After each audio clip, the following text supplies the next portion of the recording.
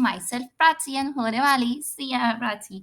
तो गाइस हम लोग आज स्टार्ट करने वाले एसपीएम का हमारा रिस्क मैनेजमेंट का कंटिन्यू चैप्टर करने वाले हैं और ये है कॉर्पोरेट रिस्क मैनेजमेंट चैप्टर मतलब टॉपिक जो आज हम लोग स्टार्ट करेंगे। तो चलो वीडियो को स्टार्ट करते हैं, लेट्स गेट स्टार्टेड। ठीक है, तो फिर देखो यार, कॉर्पोरेट रिस्क मैनेजमेंट का मतलब ना मैं तुमको ऐसे बता देती हूँ। देखो ये जो मतलब रिस्क मैनेजमेंट है ना, तो हमेशा मैनेजमेंट टाइप का ना कुछ प्रोसेस होता है, सब अपने दिमाग में आना चाहिए। ठीक है, तो एक प्रोसेस होता है जो कि ना डिजाइन किया गया है और डिजाइन करके ऐसा मतलब बनाया गया है इसको कि हम ना उसमें पोटेंशियल जो हमारा पोटेंशियल इवेंट्स होता है ना, उसको खोज के रखें। ठीक है, और उसमें से खोज के ना उसको अपन ऐसा रिजनेबल उसमें अपन अश्योरेंस निकाले। ठीक है, रीजनेबल अश्योरेंस निकाले ताकि हमारा रिस्क मैनेज हो सके। हमारा मकसद ये है कि हमारा ये रिस्क है, ठीक है, ये रिस्क कहाँ कहाँ से आता है, ये रिस्क के जो ये इवेंट्स है उसको अपन को आइडेंटिफाई करना है, उनको मैनेज करना है, बस इतनी सी तो बात है। ठीक है, तो कॉर्पोरेट रिस्क मैनेजमेंट इसी को बोलते हैं, ईआरएम भी इसी को बोलते हैं। ठीक है, ईआरएम इसी के अंदर आता है, मतलब कह सकते हैं ये इसका एक फॉर्म है। ठीक है, तो अब इसके बारे में अपन पढ़ लेते हैं। तो देखो, जो ईआरएम है ना, उसका एसेंस बता रही हूँ मैं क्या है। ठीक है, तो ये अपना ना बिल्ड करता है एक रिस्क मैनेजमेंट टूल की तरह। ठीक है, ये एक टूल है, ये देखो टूल हुआ ना जो खोज के दे रहा है हमको। ठीक है, ये इंश्योर करता है कि रिस्क एंड अपॉर्चुनिटी जो है वो हम लोग को जल्द से जल्द मिल जाए, मतलब हमको पता चल जाए कि यहाँ यहाँ ये रिस्की चीजें हैं और यहाँ पर अपॉर्चुनिटी हमारे लिए। ठीक है, उसके फिर डिजाइन करते हैं अपन इसके लिए एक इंफ्रास्ट्रक्चर, क्योंकि करना ही पड़ेगा ना यार, कुछ लोग बैठाएंगे तब तो हम लोग काम करेंगे ना इस चीज के ऊपर। सिस्टम लगता है, लोग लगते हैं। ठीक है, और कंटिन्यूअसली चलते रहता है ये काम, ऐसा रुकता नहीं कहीं पर भी। ठीक है, और फिर अपन इसमें डील करते हैं अनसर्टेनिटी से। ठीक है, कुछ भी चीज़ सर्टेन रहेगी तो फिर उसमें रिस्क कम रहता है ना, अनसर्टेनिटी रहती है तब तो रिस्क ज़्यादा होता है। तो अनसर्टेनिटी पे अपन ज़्यादा डील करते हैं। फिर नीड्स बता रही हूँ मैं आपको। नीड्स ये है कि ये रिड्यूस कर देता है हमारा जो अनएक्सेप्टेबल परफॉर्मेंस है उसको। मतलब जो देखो जो जो हमारा रिजल्ट आता है ना रिस्क से, वो हमको उतना मतलब जो चीज़ रिस्की रहती है ना वो हमको उतनी पसंद नहीं आती। ठीक है, मतलब उसका आउटकम कह सकते हैं। तो ये उस आउटकम को कम कर देता है, मतलब रिस्क के आउटकम को कम कर देता है। ठीक है, अलाइन करता है हमारे मैनेजमेंट ट्रस्ट के साथ ही चीज़ों को। ठीक है, फिर बिल्ड करते हैं कॉन्फिडेंस। ठीक है, स्टेक होल्डर के मन में एनहांस करता है कॉर्पोरेट गवर्नेंस को और सक्सेसफुली चेंज कर देता है बिजनेस एनवायरनमेंट को। ठीक है, और फिर स्ट्रेटेजी को और अपने कल्चर को दोनों को मिलाना भी बहुत जरूरी है। मतलब अपन को स्ट्रेटेजी बना दी जो हमारे कल्चर की थोड़ा अलग है तो वो चलती नहीं है, कल्चर स्ट्रेटेजी साथ साथ पे चलेगी तभी आगे की गाड़ी अच्छे से चल सकती है। ठीक है, नेक्स्ट मैं आपको बताती हूँ कोसो फ्रेमवर्क। कोसो फ्रेमवर्क क्या होता है? तो देखो कोसो जो है ना उसका फुल फॉर्म ये है कि commission of sponsoring organization of Treadway commission. ठीक है, ये एमसीक्यू में आ सकता है इसलिए मैंने आपको बताया, याद रखना, commission of sponsoring organization of Treadway commission. ठीक है, ये एक डिसिप्लिन है जिसमें ना कुछ स्टैंडर्ड अपन सेट किए हैं। ठीक है, और ना वो स्टैंडर्ड जो है ना वो इम्प्लीमेंट करती कंपनीज अपना रिस्क मैनेजमेंट करने के लिए। ठीक है, उसके बाद इसके लिए कुछ स्टेप्स फॉलो करने पड़ेंगे अपन को, या हर चीज़ का स्टेप्स होता है तो अपन को स्टेप्स फॉलो करने पड़ेंगे तभी अपन ये काम कर सकते हैं। ठीक है, तो इसके स्टेप्स मैं आपको बता देती हूँ। सबसे पहले अपन को ऑब्जेक्ट सेट करना पड़ेगा, तब तो यार पता चलेगा ना, ऑब्जेक्ट सेट करेंगे फिर अपन। देखो ये एक ऑब्जेक्ट है हमारी कंपनी का गोल। ठीक है, अब अपन को इसको इसमें कौन कौन से रिस्की फैक्टर है उसको आइडेंटिफाई करना पड़ेगा। ठीक है, और उस वो कितने परसेंट हमारे इसको अफेक्ट करते हैं, तो रिस्क असेसमेंट करना पड़ेगा। और फिर जब वो अटैक कर देते हैं हमारे ऊपर तो उसका अपन रिस्पॉन्सिवनेस कैसा है हमारा वो बता देखना पड़ेगा। ठीक है, फिर अपन उसको कैसे रोक सकते हैं ये देखना पड़ेगा। ठीक है, फिर उसके बारे में सबको बताएंगे तब तो ये रुकेगा ना। अगर आप सोच लिया यार ऐसे ऐसे होगा, हमारे घर में अगर कोई चोर घुस गया ना तो हम ऐसे ऐसे अटैक करेंगे और आप अपने घर वालों को बताए नहीं। आप ऐसे सोचो कि दीवार के पीछे अपन खड़े रह के बैट से मार देंगे चोर के सर पे, और फिर आप घर वालों को बताए नहीं कि ऐसा करने वाला हूँ मैं, और आप पता चला आपका कोई फैमिली मेंबर आ गया और आप उसके सर पे मार दिया। समझ रहे हो? तो सबको बताना बहुत ज़रूरी है, ये बहुत ज़्यादा इम्पोर्टेंट है फैक्टर। ठीक है? उसके बाद फिर मॉनिटरिंग करेंगे कि कैसा चल रहा है, अपन जो प्लान किए थे उसके हिसाब से हो रहा है कि नहीं हो रहा है। ठीक है गाइस, आई होप आप लोगों को मजा आ रहा होगा। तो मैं आपको फिर से समझा देती हूँ। सबसे पहले अपन ऑब्जेक्टिव को सेट करेंगे, फिर इवेंट को खोजेंगे, फिर उसके ऊपर का रिस्क देखेंगे, फिर उसको रिस्पॉन्स कैसा करना है ये देखेंगे, फिर उसको कंट्रोल करते हुए सबको बताएंगे और उसका फिर मॉनिटर करेंगे। तो चलो आगे बढ़ते हैं। रिस्क रिटेंशन का मतलब होता है यार कि रिटेन कर लेना रिस्क को। कभी-कभी ना रिस्क को बचाने के लिए ना ज़्यादा खर्चा लग जाता है। मैं आपको एकदम मस्त वाला एग्ज़ाम्पल देती हूँ। देखो यार, कुछ-कुछ लोग मतलब कुछ वन ऑफ मतलब सम ऑफ माय फ्रेंड्स कह सकते हैं, ठीक है? बहुत सारे ना मेरे दोस्त हैं, वो लोग क्या करते हैं, वो क्या कर रहे हैं मतलब अभी तक कुछ-कुछ है उनमें से, वो लोग ना इंटरमीडिएट पास कर दिए हैं, बट वो लोग ना फाइनल अपीयर नहीं कर रहे हैं। क्योंकि कोविड हो गया था बीच में ना, तो उन लोग को बिज़नेस अपॉर्च्युनिटीज़ मिल गई कुछ किसी को, तो वो लोग उसमें लग गए और फिर ना सीएमए को थोड़ा पीछे छोड़ते जा रहे हैं। तो यार देखो ऐसा कर रहे हैं ना, तो उन लोग क्या कर रहे हैं, सीएमए में आने की उनकी जो कॉस्ट है उसको देख ही नहीं पा रहे हैं उन लोग, ठीक है? उनको कह सकते हैं कि बेटर अपॉर्च्युनिटी मिल गई, वो उनका पर्सनल मैटर है, हमको उससे क्या? तो मैं आपको ये बताना चाहती हूँ यार कि देखो सीएमए में फेलियर का जो रिस्क होता है ना, उसकी कॉस्ट बहुत ज़्यादा होती है। देखो यार, आज हम यहाँ पे खड़े हैं, इन समझ लीजिए कि आपका इंटर क्लियर हो गया है, तभी आप मेरी वीडियो देख रहे हो, ऑफ कोर्स सी बात है, ठीक है? तो ये हम यहाँ पे खड़े हैं, ये हमारा फाइनल का स्टेज है और ये फाइनल यहाँ पर है। ठीक है? अभी हम इंटर और फाइनल के बीच पे हैं, ठीक है? तो यहाँ तक पहुँचने के लिए आपने कितनी सारे सैक्रिफाइस किए हैं, कितने पैसे लगाए, एक तो ये पैसे की फॉर्म में अपन बहुत सारा चीज़ करते हैं, उ उस ऊपर से अपन आप टाइम देते हैं, है ना? तो कभी-कभी ऐसा लगता है ना यहाँ पर आने के बाद कि यार बहुत हार्ड है यार, छोड़ दें क्या करके, ठीक है? तो दोस्तों हमको छोड़ना नहीं है, आपको बस ये देखना है कि हम कहाँ से कहाँ तक आ चुके हैं और बस कितना कम रास्ता बचा है। यही हमको मोटिवेट करता है पढ़ने के लिए, आगे बढ़ने के लिए। तो इसी को हम रिस्क रिटेंशन बोलते हैं। देखो रिस्क तो इतना सा है बस, फेलियर का रिस्क इतना सा है, इसको अपन 2 बार ट्राई करके पार ही कर लेंगे, इतना तो श्योर है। 1 बार नहीं होगा, 2 बार में होगा, हो तो जाएगा ही। बट इसके पीछे जाने का रास्ता बहुत लंबा है, इतना पीछे जाना हम अफ़ोर्ड ही नहीं कर सकते।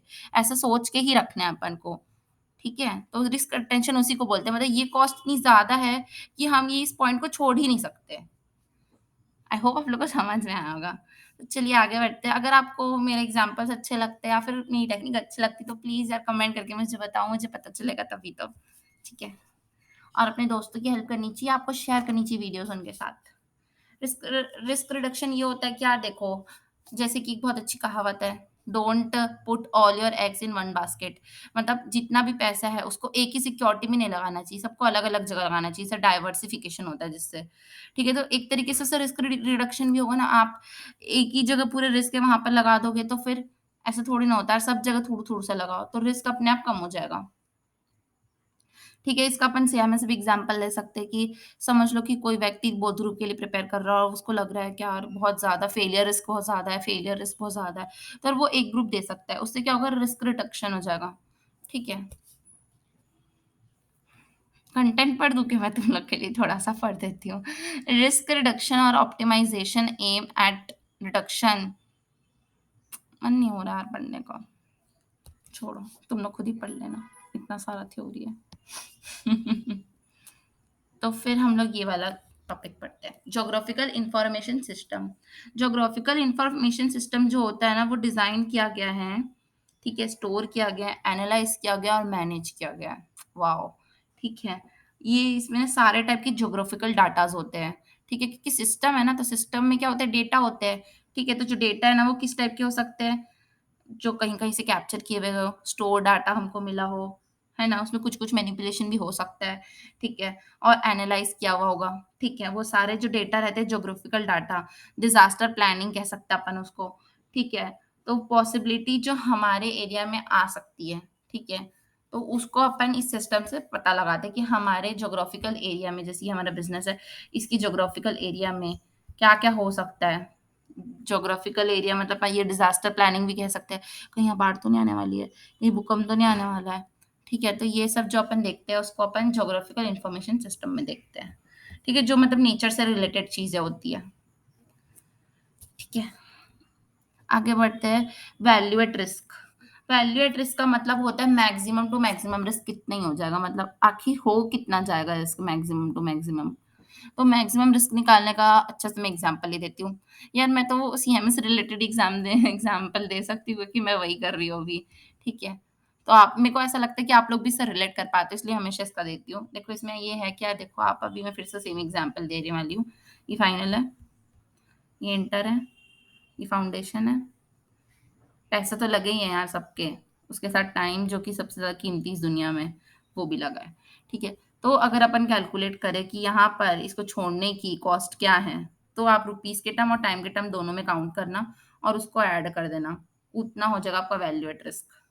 मतलब इस रिस्क को लेने के लिए आपने कितना खर्च किया है, इस पूरे टोटल को अपन बोलेंगे वैल्यू एट रिस्क। ठीक है? साफ कर दूँ थोड़ा?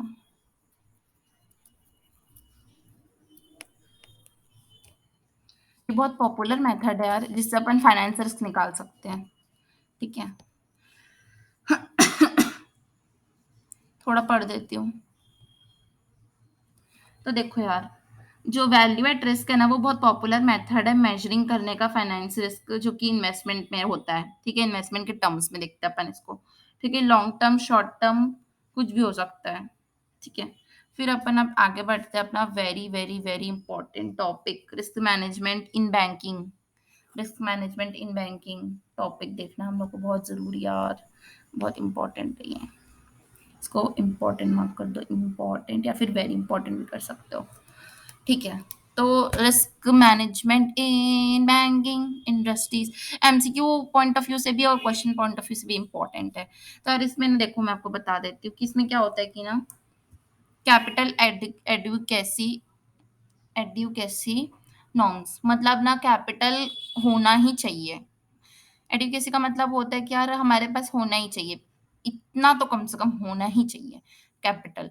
तो यार जैसे कि अपन ऐसा एग्जांपल लेते हैं कि अपन को कहीं पार्टी में जाना है, तो कम से कम इतना पैसा तो जेब में होना चाहिए ना कि एंट्री फीस मिल जाए पार्टी में, है ना? या फिर अपन कहीं कैफे में खाने जा रहे हैं, तो कम से कम 500 रुपीज़ तो जेब में होना ही चाहिए यार, कि कुछ खा पी के अच्छे से दोस्तों को खिला के आ सके।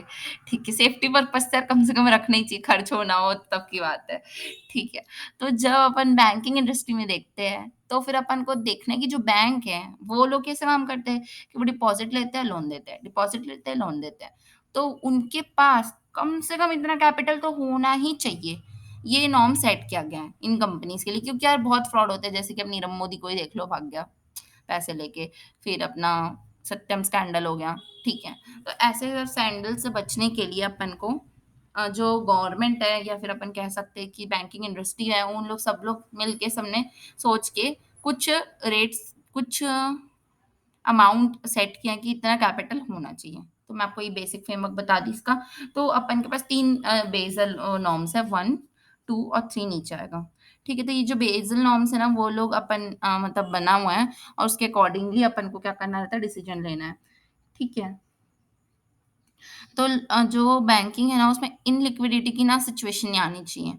ठीक है? इनलिक्विडिटी का मतलब होता है कि कैश का खत्म हो जाना। ठीक है? तो देखो यहाँ पर दिया हुआ है परसेंटेज कि जो रिस्क वेट्स है वो कैसे डिवाइड होंगे। तो जैसे जो G10 गवर्नमेंट डेट्स होते हैं ना, मतलब जो गवर्नमेंट के 10 ऐसे डेट्स हैं, उनको आप वेट 0 देना, क्योंकि यार वो लोग पैसे नहीं डुबाएँगे। तो उनके लिए आपको ना कुछ भी ऐसे अलग से पैसे रखने की ज़रूरत नहीं है। और जो बैंक है, याद रखना ये गवर्नमेंट है तो 0 है, बैंक है तो थोड़ा चांसेस है डूबने का, तो 20% है उनका, और बाकी पूरे दुनिया के लोगों के लिए 100% है। ठीक है? ये बहुत इंपॉर्टेंट है, इसको लर्न कर लेना। गवर्नमेंट के लिए 0, बैंक के लिए 20, अदर्स के लिए 100। ये जी10 वाले हैं। अगर आपको एग्जाम में G7 दे दिया गवर्नमेंट, तो फिर 100 दे देना उसको। ठीक है? उसके बाद उन लोग को ना वो कराना पड़ता है, बताओ, liquidity asset to net cash outflow देखना पड़ता है 30 डेज का। ठीक है? और उसका रेशियो मेंटेन करके रखना पड़ता है। ठीक है? मतलब ये जो अपन देखे ना, वो रेशियो मेंटेन करके रखना पड़ता है। ये देखो, bank are required to hold capital to 8% of risk of weighted. ये अपन को 8% तक रखना ही पड़ता है, जितना भी अपन क्या किए हैं अभी तक का, मतलब जितना भी रिस्क है उसमें अपन जो कैपिटल है वो 8% के बराबर होना ही चाहिए। ठीक है?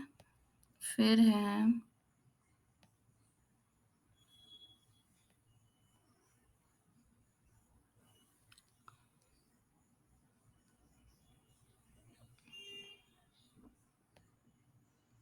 बेसल 2। बेसल 2 जो है ना, वो हमको बताता है कि बेसल 2 भी उसके जैसा ही है, बट इसमें थोड़ा सा चेंजेस आया है। ठीक है? थोड़ा हल्का-हल्का चेंजेस आ जाता है, बाकी तो सब सेम ही रहता है।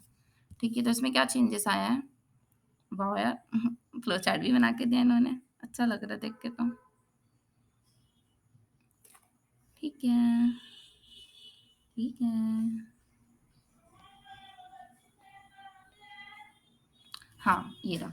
बेज़ल जो सेकंड है ना, उसमें ये बताया गया कि जो कंपनीज़ का ट्रिपल ए रहता है ना रेटिंग, उनको 20% रखना है और जिनका ट्रिपल बी रहता है मतलब घटिया कंपनी है, उनका 100 रखना है। यार ये पॉलिसी क्यों लगा है इसका लॉजिक बताती हूँ मैं। जैसे कि पहला नॉर्म्स था ना, उसमें क्या होता था कि कुछ बैंक्स जो होते हैं ना, वो लोग जो जिनका जैसे प्रोफाइल चेक करके ही लोन देते हैं। तो उनका अगर प्रोफाइल चेक किया और उनका ऐसे आता है ना ट्रिपल बी आया ना अगर, तो उनको लोन नहीं देते वो लोग कि ये लोग वापस नहीं करेंगे करके, है ना? तो पहला वाला नॉर्म देख के ना लोग डिमोटिवेटेड हो गए थे, यार कोई भी हम लोग कंपनी देंगे सब में हमको 100% रखना है रिजर्व, ऐसा थोड़ी ना होता है करके। तो इसीलिए ना ये वाला कॉन्सेप्ट लाया गया कि 3 ए जो ट्रिपल है मतलब बहुत ज़्यादा अच्छे हैं, उनके लिए सिर्फ 20% रखो और जो बेकार है एकदम बी कैटेगरी के हैं, उन लोग के लिए 100% रखो। ठीक है? और बाकी ये 8% जो ऊपर था वो यहाँ पे 9% हो गया। ठीक है? तो उसको कैसे कैलकुलेट करते हैं, अमाउंट ऑफ लोन लेना, उसका जितना भी रिस्क फैक्टर उसको लेना, उसको इंटू 9 कर देना। तो आपका आ जाएगा कि आपको कितना कैपिटल रिजर्व रखना है। ठीक है, अगर क्वेश्चन में दिया रहेगा कि ट्रिपल ए कैटेगरी का तो 20% ले लेना और अगर यहाँ पर बता रही हूँ हाँ, यहाँ पे 20 ले लेना और अगर ट्रिपल बी बताया ना 100 ले लेना। उसके बाद है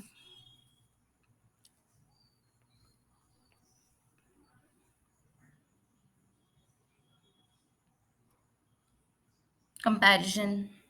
कंपैरिजन क्या है इनके बीच का? ठीक है, तो उनका कंपैरिजन ये है कि देखो ईयर का डिफरेंस है, ठीक है? उसके बाद फिर कैपिटल एडिक्वेसी जो है इसमें ये बेस्ड ऑन उसकी है और ये भी सेम है दोनों के बीच में, ठीक है? ये सेंसिटिव नहीं होता और ये सेंसिटिव होता है मतलब वही ट्रिपल बी और ट्रिपल ए वाला सेंसिटिव है, ये नहीं है। इसमें क्रेडिट एक्सपोज़र जो रहता है ना वो 100% ही रहता है सबके लिए। बट ये उनके क्रेडिट क्वालिटी के हिसाब से जो क्रेडिट रेटिंग कौन करता है भूल मत जाना, ये वो करता है क्रिसिल, क्रिसिल करता है, यहाँ पे दिया था। क्रिसल, क्रिसल, क्रिसल खोज लेना, अरे यहीं कहीं पे दिया था क्रिसल जो ये रहा मिल गया।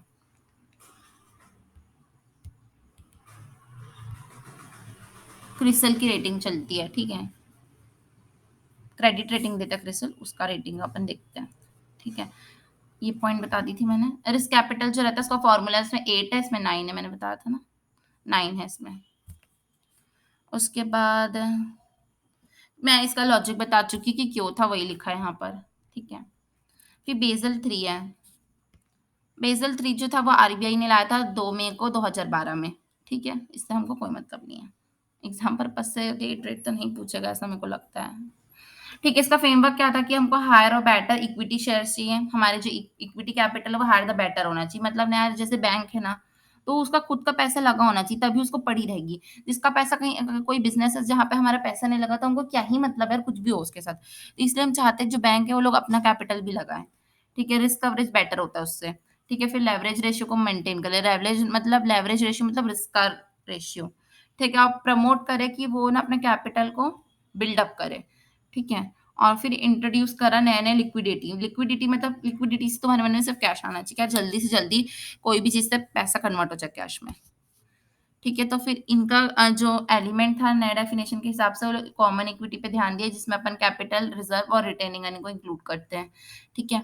उसके बाद फिर आरबीआई के हिसाब से 5.5 होना चाहिए कॉमन इक्विटी। ठीक है?